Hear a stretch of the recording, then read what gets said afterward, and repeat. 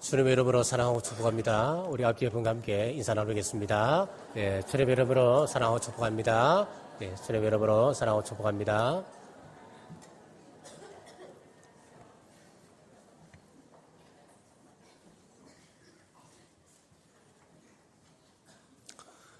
지난주 성령 강림주일을 보냈습니다. 우리 성령님께서 오셨다면은 이제 우리가 성령님의 인도함 받는 성령의 열매 맺는 삶을 이제는 살아야 합니다. 우리가 성령 충만해야 하는 이유가 무엇일까요? 은혜 받으면 내 힘으로 할 수 없는 일들이 내 삶 속에서 가능해집니다. 육체로서는 한계가 있지만은 성령님께서 함께 하시면 사도 바울처럼 내게 능력 주시는 자 안에서 내가 모든 것을 할 수 있느니라 말할 수 있는 것입니다. 오늘은 성령님의 열매 온유라고 하는 제목으로 말씀을 선포하겠습니다. 지난 4월달 제39차 새벽기도 총진군 때 성령의 열매에 대해서 함께 말씀을 나누었습니다. 그때 우리가 함께 나누었던 9가지 열매 중 7가지는 성품과 관련된 것이지만은 오늘 온유는 우리의 행위와 관련된 덕목입니다. 자, 첫째 온유의 의미입니다. 온유의 의미 첫째는 헬라어로 프라우스라고 하는 단어를 사용합니다. 이 단어는 이런 의미입니다. 옛날 야생마는 식용으로 사용을 했다고 그럽니다. 그러다가 시간이 흘러서 그 말을 대중교통수단으로 사용을 하게 되는데 그때 야생이 다 죽고 사람에게 온전히 길들여진 그 말을 가리켜서 프라우스, 온유 그렇게 이야기를 했습니다. 이 단어와 같은 히브리어는 아나우라고 하는 단어를 쓰는데 이 단어도 배경이 비슷합니다. 원래 자유인으로 살던 사람이 노예로 끌려왔습니다. 노예로 끌려왔으니까 이 사람이 적응이 되겠습니까? 그러니까 자기 처지를 비관하고 불평 원망합니다. 그리고 주인에게 거칠게 대들고 반항을 합니다. 그러다 시간이 흘러서 자기 처지를 받아들이게 되고 주인의 권위에 복종하는 부드러운 사람을 변하게 될 때에 히브리 말로 아나우 그렇게 이야기를 했습니다. 온유의 의미 두 번째는 두 극단에 서지 않는 것을 말합니다. 어느 쪽이든지 극과 극에 서는 것은 온유가 아닙니다. 동양 철학에서 사람에게 있어서 가장 아름다운 성품을 중용 그렇게 이야기를 했습니다. 이 중용이라고 하는 것은 이것도 아니고 저것도 아닌 중간을 의미하는 것이 아닙니다. 합당하고 적절하고 경우에 맞는 것을 중용이다 그렇게 이야기를 합니다. 서양 철학에서는 이 중용의 의미를 아리스토텔레스의 윤리학에서 이 의미를 잘 설명하고 있습니다. 때를 가려서 분노하자라고 하는 의미에서 옳은 시간에 노하고 그릇된 시간에 노하지 않는 것이다 라고 했습니다. 그래서 온유는 온순과 구별됩니다. 온순은 언제나 부드럽습니다. 언제나 순합니다. 언제나 복종적입니다. 그러나 온유는 다릅니다. 따뜻하고 부드럽지만은 때에 따라서는 차갑기도 하고 강할 때도 있습니다. 개는 진돗개 같은 족보 있는 개, 훈련이 잘 된 개가 있는 반면에 혈통도 없이 막 키운 개가 있습니다. 일명 똥개 그렇게 이야기합니다. 진돗개는 주인에게 철저하게 복종합니다. 주인 앞에서는 한없이 부드럽습니다. 그러나 진돗개는 상대가 아무리 강해도 주인이 공격하라고 명령한다면 자기 목숨을 내걸고 순종합니다. 심지어는 호랑이에게도 물러서지 않습니다. 그러나 훈련되지 않는 혈통 없는 개들은 어떻습니까? 누구에게나 부드럽습니다. 주인에게도 꼬리칩니다. 그리고 낯선 사람에게도 꼬리칩니다. 상대가 강한 상대를 만나면 그것부터 집어먹고 주인이 공격하라고 해도 꼬리 내리고 도망쳐버립니다. 비유컨대 온유는 진돗개와 같고 온수는 참 죄송합니다만은 똥개와 같습니다, 여러분. 이렇게 볼 때 온유라고 하는 것은 그저 착하고 유순한 것을 말하지 않는 겁니다. 훈련에 의해서 깎여지고 다듬어져서 스스로 조절하고 절제할 줄 아는 그 성격을 온유 그렇게 이야기하는 겁니다. 칭찬은 고래도 춤추게 한다라고 하는 책이 있습니다. 이 책은 미국 올랜도 시월드의 범고래 쇼가 있는데 거기에 관한 그 이야기가 잠깐 소개되어 있는 겁니다. 범고래는 아시다시피 식인 고래입니다.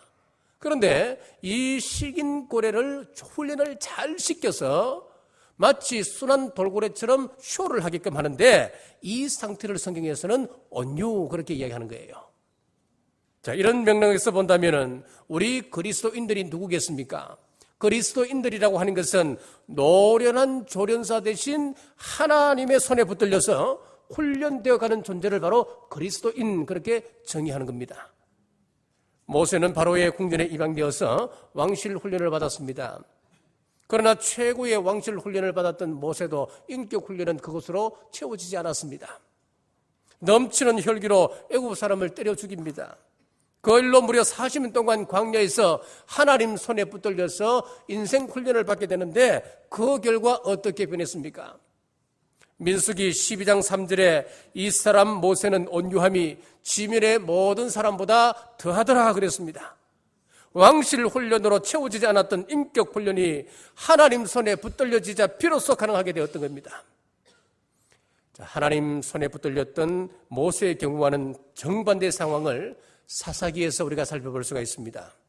성경에서 사사기만큼 읽기 민망하고 또 폭력적인 부분은 잘 없습니다. 사사기를 보면은 여기에는 불륜이 있고 폭력이 있고 또 시신을 12토막내는 그런 잔인한 이야기들이 등장하고 있습니다. 왜 사사시대 때 그토록 끔찍한 타락이 일어나는지 우리 하나님께서는 한마디로 이렇게 말씀하고 있습니다. 사사기 17장 6절에 보니까 그때에는 이스라엘에 왕이 없었으므로 사람마다 자기 소견에 옳은 대로 행하였더라. 여러분, 이 부분을 읽으실 때에 하나님의 절규를 느끼셔야 됩니다. 하나님께서 오늘날 우리를 지켜보시면서 사사시대와 같이 절규하고 있는 그 모습을 여러분 느끼셔야 된단 말입니다. 지금 우리 사회의 모습을 보십시오. 조련사 손에 잘 훈련되어진 범고래 같은 모습으로 살아갑니까? 아니면은 야생 범고래처럼 이 사람 저 사람 막 잡아먹으려고 달려드는 그런 모습으로 바뀌어지고 있지는 않습니까? 왜 이 사회가 이렇게 혼란스럽습니까? 우리 마음에서 하나님을 몰아내어버렸기 때문에 그렇습니다. 지금 이 사회에는 종교 다원주의의 거센 물결이 휘몰아치고 있습니다.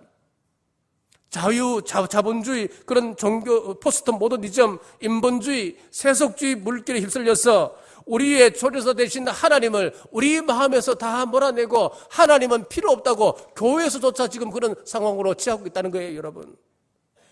이런 각자 소견에 옳은 대로 행하고 있는 이 시대가 이런 끔찍한 타락과 폭력을 낳고 있습니다. 자, 이 세상은 두 종류로 구분할 수가 있습니다. 하나는 모세처럼 조련사가 있는 사람, 또 하나는 사사시대처럼 조련사가 없는 그런 사람들입니다. 그러므로 우리가 누구 손에 훈련받을 수 있다고 생각한다면 그 자체가 우리에게 은혜이자 축복임을 여러분 믿으시기를 바랍니다. 온유의 의미 세 번째는 온유를 형용사적으로 표현하면 프라우테스라고 하는 단어를 쓰는데 이것은 겸손 그렇게 번역할 수도 있습니다. 자기 부족함을 알기 때문에 충고를 받아들이고 또 남의 힘도 의지할 줄 아는 자세를 이야기합니다.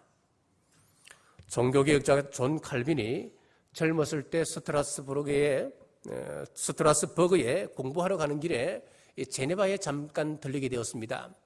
제네바에 갔을 때에 존 칼빈의 친구인 윌리엄 파렐과 그 교인들이 이곳에 머물면서 함께 교회를 섬기자고 요구를 했습니다. 그때 존 칼빈이 자신의 분명한 목적이 있었습니다마는 왜 하나님께서 제네바에서 자기를 이렇게 붙잡을까? 분명히 여기는 하나님의 뜻이 있다 생각하고 그곳에 머물면서 제네바에서 3년 동안 하루에 3차례씩 설교하며 교인들을 돌보기 시작했습니다. 3년 동안 성실하게 했습니다.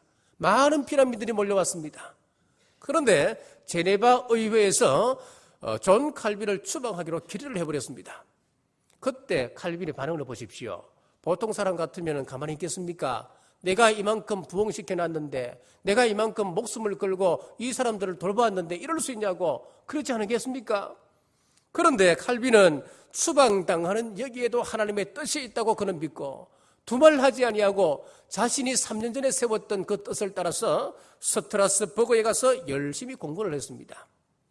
거기서 3년을 열심히 공부하고 난 이후에 제네바에서 이런 일이 일어났습니다. 존 칼빈이 다시 제네바에 와서 교인을 돌봐야 되겠다는 겁니다. 그래서 의회에서 또 결의를 하고 그를 불러들이는데 보통 사람 같으면 그 요청에 응하겠습니까? 그는 기꺼이 수락하고 남은 생애를 그 제네바에서 수고하며 보냅니다. 그 결과 지상 나그네라고 하는 지금의 스위스 제네바가 탄생된 겁니다, 여러분. 하나님의 뜻이라 판단되면 겸손하게 받아들이는 것, 그것이 참된 의미의 온유입니다. 내가 가진 의견이 아무리 좋은 것이라 하더라도 100% 완전한 것은 없습니다. 그래서 우리 교회에도 당회가 있고 재직회가 있습니다. 우리가 교회를 섬길 때도 마찬가지입니다. 아무리 많은 사람들이 그렇게 생각한다 할지라도 그것이 하나님의 뜻과 배치될 때는 과감히 그것을 내려놓고 하나님의 뜻을 따라가는 것, 그것이 바로 온유입니다. 상대방이 내 뜻과 다르다 할지라도 그 뜻을 존중해주고 받아들이는 마음, 무엇보다도 우리가 하나님의 뜻에, 하나님의 말씀에 그것이 원한다면은, 많은 사람들이 거부하고 단 한 사람만이라도 그것을 쫓는다면 우리는 과감하게 그것을 쫓아가는 것, 그것이 바로 성경적인 온유라고 하는 겁니다. 온유의 개념을 우리가 세 가지로 살펴보았는데, 자, 이런 개념이 우리 관계 속에서 어떻게 나타나야 될까요? 첫째는 하나님과의 관계 속에서 온유함이 나타나야 합니다. 민수기 12장에 보면은 모세가 구스 여인을 취했을 때에 형 아론과 그 누이 미리암이 비판을 했습니다. 자, 그런데 진짜 이유는 다른 데 있었습니다. 모세의 리더십에 대한 도전이었습니다. 그 일로 미리암이 문둥병에 걸렸을 때에 모세가 어떻게 하는지 한번 보십시오. 자신을 비방하고 자신의 리더십에 도전했던 그 사람을 어떻게 합니까? 위하여서 기도하는 모습을 보게 됩니다. 그 모습을 보고 성경은 모세의 온유함이 지상에서 최고다, 그렇게 평가를 받는 겁니다. 그런데 젊은 시절 모세는 달랐지 않습니까? 혈기로 불타올랐습니다. 출애굽기 2장 12절에 보면은 마음에 들지 않는 애굽 사람을 죽이고 땅에 묻어버렸습니다. 아마도 이 시기에 모세가 이러한 일을 당했다면은 아마 큰 싸움이 벌어졌을 겁니다. 모세가 어떻게 이렇게 변할 수 있었겠습니까? 하나님께서 모세를 미디안 광야로 보내어서 거기서 40년 동안 갈고 다듬으셨습니다. 거친 광야의 혈기를 땅에 묻었습니다. 자신의 모난 성질 광야의 바람에 다 날려버렸습니다.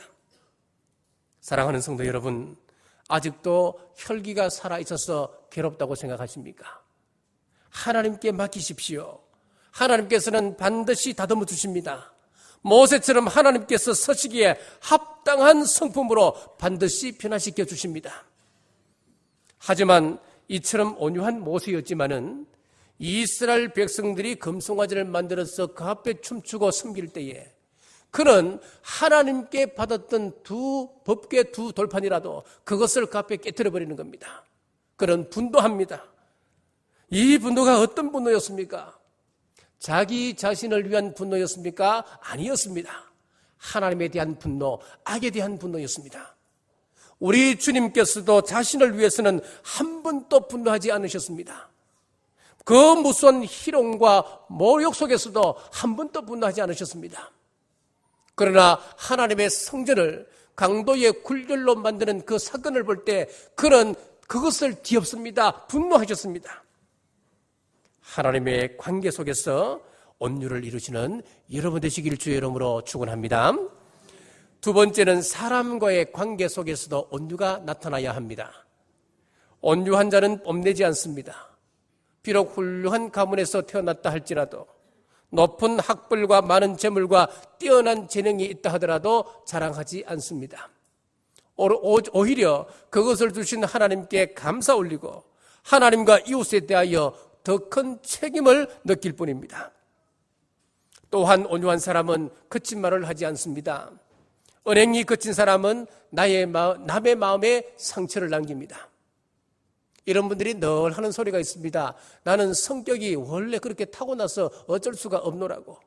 하지만 내가 그렇게 성질을 내어도 나는 뒤끝은 별로 없다고 늘 그렇게 이야기합니다. 그러나 기억하십시오. 당신이 성을 내므로 인해서 상처를 받은 사람들은 그 상처가 오래 간다는 사실입니다. 그래서 성경은 야고보서 1장 19절 말씀에 내 사랑하는 형제들아 너희가 알거니와 사람마다 듣기는 속히 하고 말하기는 더디하며 성내기도 더디하라 라고 하셨습니다. 야고보 1장 20절에 사람의 성내는 것이 하나님의 의를 이루지 못함이라 그랬습니다. 우리가 성냄으로 말미암아 아무리 그것이 좋은 일이라도 하나님의 의를 이루지 못한다 그랬습니다. 잠언 15장 4절에 올량한 혀는 곧 생명나무라도 패리한 혀는 마음을 상하게 하느니라 그랬습니다.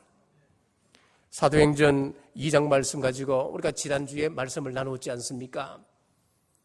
거기 120명 문도가 모였을 때에 성령님께서 강림하셨습니다. 우리 성령님께서 강림하시니까 제일 첫 번째 현상이 뭐였습니까? 그들의 혀를 하나님께서 사로잡았습니다. 하나님의 혀를 그들이 사로잡아 버리니까 그들이 각기 다른 말로 방언을 하는데 그 방언이 공통적으로 되어진 방언 이 내용이 무엇이었습니까? 하나님의 큰 일을 말함이라 그랬지 않습니까? 우리가 하나님의 손에 우리 혀가 붙들리게 되면은 우리는 하나님의 영광을 드러내는 말을 합니다. 찬미의 말을 합니다. 감사의 말을 합니다. 덕스러운 말을 하게 되는 것입니다. 그러나 온유하지 못한 말은 불평의 말입니다. 불신앙의 말입니다. 더러운 말과 덕스럽지 못한 말을 하게 됩니다. 왜 우리가 온유한 말을 해야 됩니까? 그것은 이 말의 중요성 때문에 그렇습니다. 잠언 18장 21절에 보면은 죽고 사는 것이 혀의 힘에 달려있다니 그랬습니다. 우리 말이 그만큼 중요하다는 거예요. 내가 내뱉는 그 말로 인하여서 사람들이 지배받고 내 자신의 인생이 지배받는다는 거예요. 하나님 앞에 길들이진 말은 우리를 살리는 말입니다.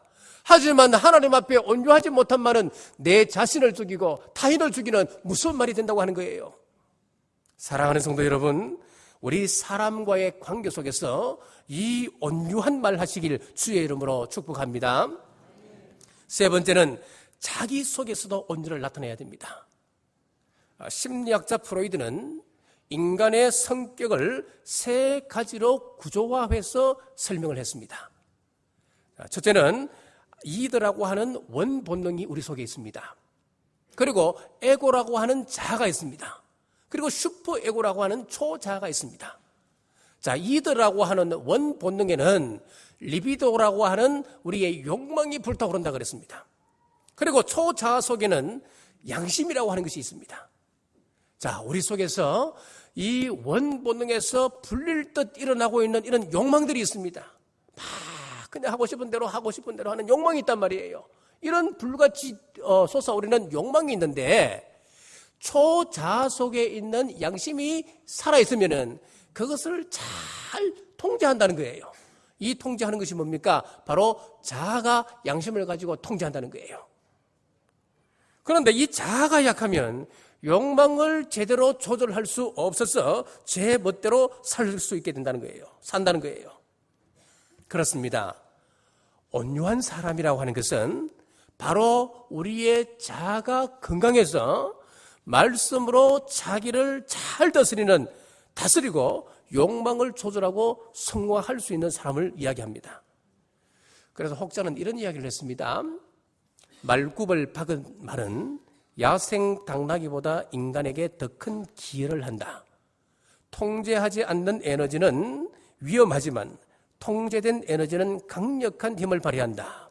그렇습니다. 잘 다스려진 핵 에너지는 인류 사이에 큰 공헌을 합니다. 전기를 발생시켜서 많은 공헌을 합니다. 그런데 통제되지 않는 이 원자력은 무기를 만들어서 인류를 파멸로 이끌어가게 되는 겁니다. 마찬가지로 잘 다스려진 자는 자기는 물론이고 모든 일을 유익하게 만들지만은 다스려지지 않는 자는 자기도 망하게 되고 많은 사람들에게 큰 고통을 안겨다 준다는 겁니다.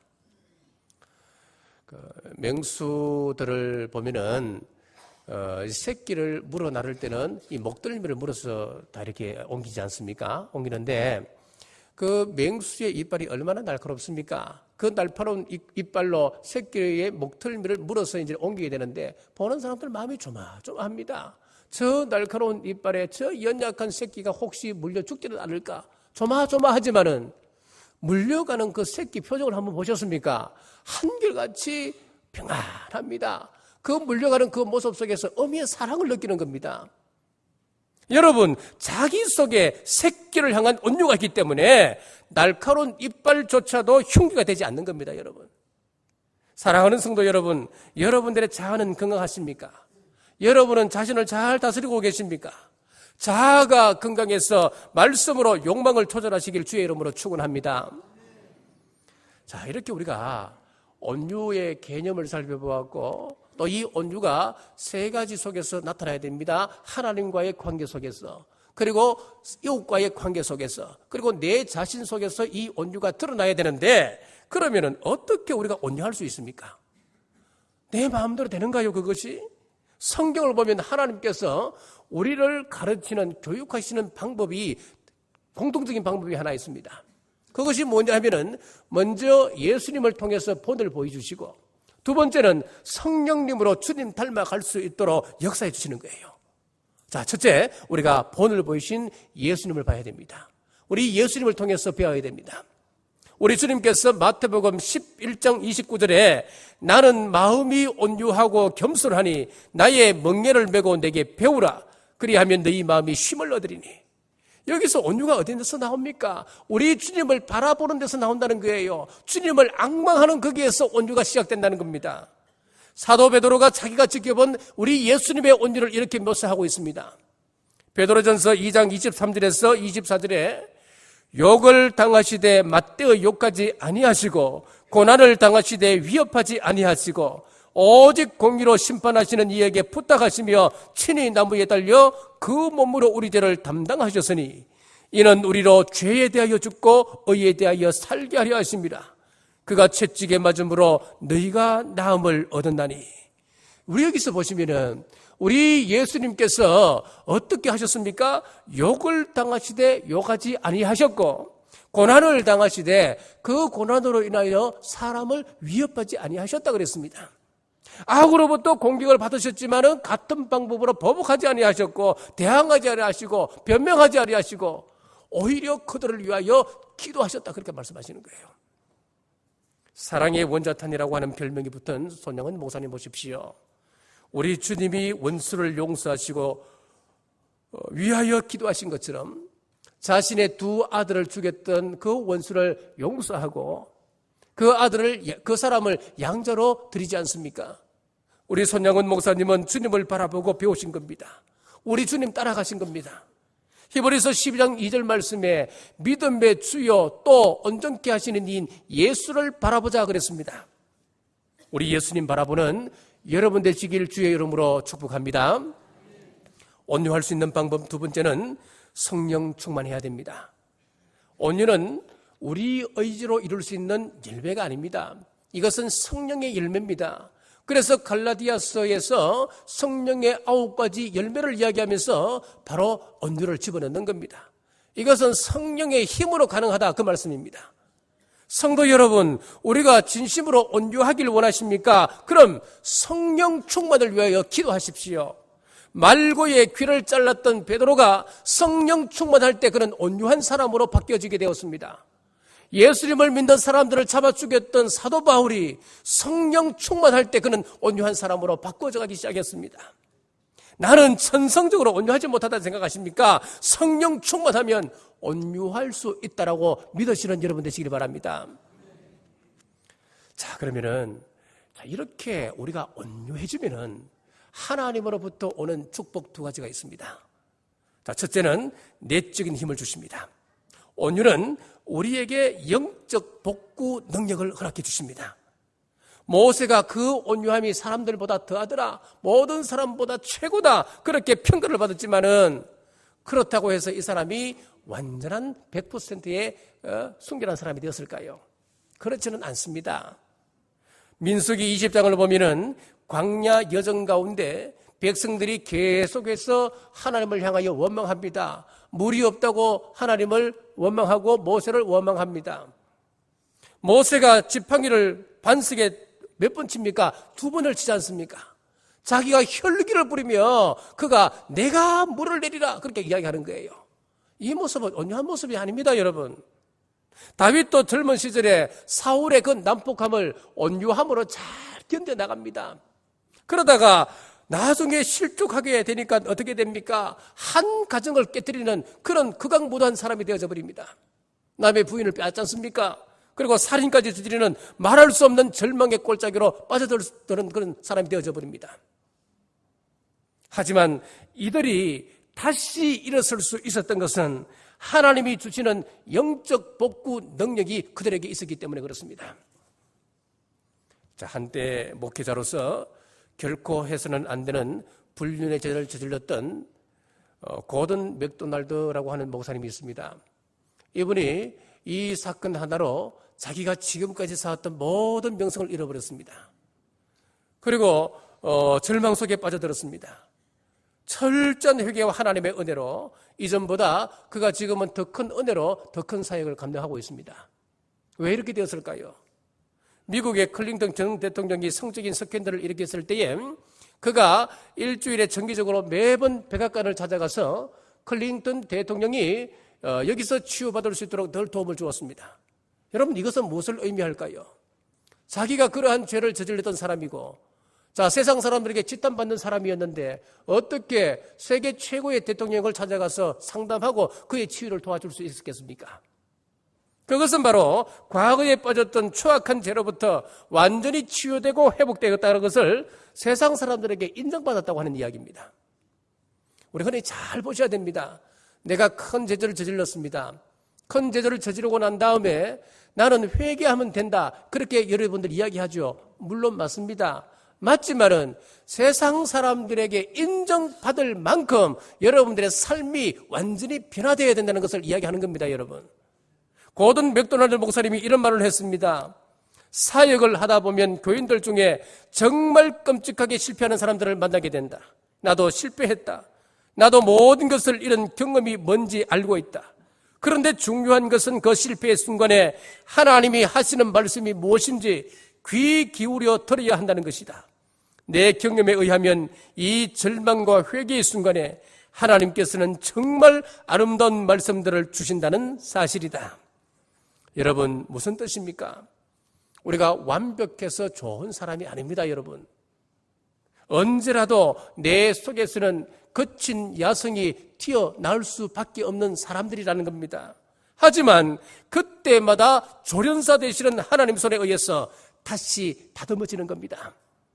조련사의 손에 붙들려 있을 때에 내적 능력, 내적 복구 능력이 부여되는 것이 바로 온유한 사람이 받는 이 축복입니다.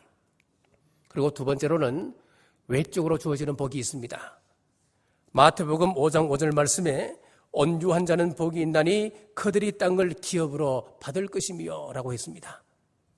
자, 아담이 에덴 동산에서 받은 축복 중 가장 큰 축복이 무엇이냐 하면은 만물을 다스리는 권세입니다. 그는 다스리는 자의 권세로 산과 들 그리고 동식물의 이름을 다 짓습니다. 그런 굉장한 소유권을 하나님으로부터 부여받았는데 죄로 말미암아 그 모든 것을 상실해버렸습니다. 그 능력을 잃어버렸습니다. 오늘 마태복음 5장 5절에서 온유한 자는 복이 있나니 땅을 기업으로 받을 것이다. 이 말씀은 무슨 말이냐면은 믿음으로 우리가 온유해지면은 땅을 기업으로 받는다. 에덴 동산에 빼앗겼던 그 권세, 그 소유권을 회복하는 그런 의미인데, 다른 말로 하면은 우리 성도들이 이 세상 속에서 끼칠 영향력을 이야기하는 겁니다, 여러분. 오늘 이 세상은 마치 모든 권력과 물질과 힘을 다 쥐고 있는 애굽의 바로처럼 완악함이 이 교회와 성도들을 위협하고 있습니다. 여러분들은 어떻게 대응하시겠습니까? 우리가 이런 현실 속에서 어떻게 맞서야 한다고 생각합니까? 우리는 더 큰 힘을 기르고 더 많은 돈을 모으고 더 큰 권력, 더 큰 왕국을 세워서 세상에 맞서야 되겠습니까? 그것은 하나님의 방법이 절대로 아닙니다. 출애굽기에서 바로의 완악함에 대항했던 그 힘은 이런 것이 아니었습니다. 조련사 대신 하나님 손에 다듬어졌던 모세의 온유함이 결국은 바로의 완악함을 이기게 되더라. 그것이 바로 출애굽기의 말씀입니다. 언제나 세상은 악하고 독한 사람들이 지배하게 한다고 여러분 생각하시지요. 그러나 실상을 보면 정반대입니다. 역사가 토인비는 역사의 연구에서 다음과 같은 말을 했습니다. 칼을 쓴 나라는 결국 망하였지만은 온유의 방침을 쓴 나라만이 승리하였다라고 이야기했습니다. 사랑하는 성도 여러분, 우리 주님 바라보며 성령 충만하여서 온유의 열매 맺는 여러분 되시기를 간절히 바랍니다. 그리하여 순간순간 넘어질지라도 내적 복구 능력으로 온유를 회복하는 능력과 또 외적으로 세상 속에서 에덴의 권세를 회복하여서 선한 영향력을 끼치는 우리 경주 남부교회 온 성도들 되시길 주님의 이름으로 축복합니다. 기도하겠습니다.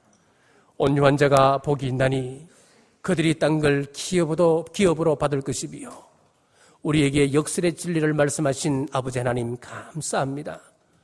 완악한 바로와 같은 세상 속에서 성도들이 가지고 있어야 할 진정한 힘은 온유라고 했습니다. 온유는 주님 손에 길들여진 성품을 말합니다. 성령 충만함으로 온유한 성품 되게 하여 주옵소서. 우리가 순간순간 넘어지지만 온유하면 내적 복구 능력으로 온유를 회복할 능력과 외적 능력으로 에덴의 권세를 회복하여 세상 속에서 선한 영향력을 끼친다 했습니다. 온유한 성품으로 교회를 세우고 우리 지체를 세울 때에 우리 남부교회가 아름다운 천국 공동체, 우리 가정들이 천국 공동체 되어서 주위에 선한 영향력을 끼치게 하여 주시옵소서. 예수님 이름으로 간절히 기도합니다.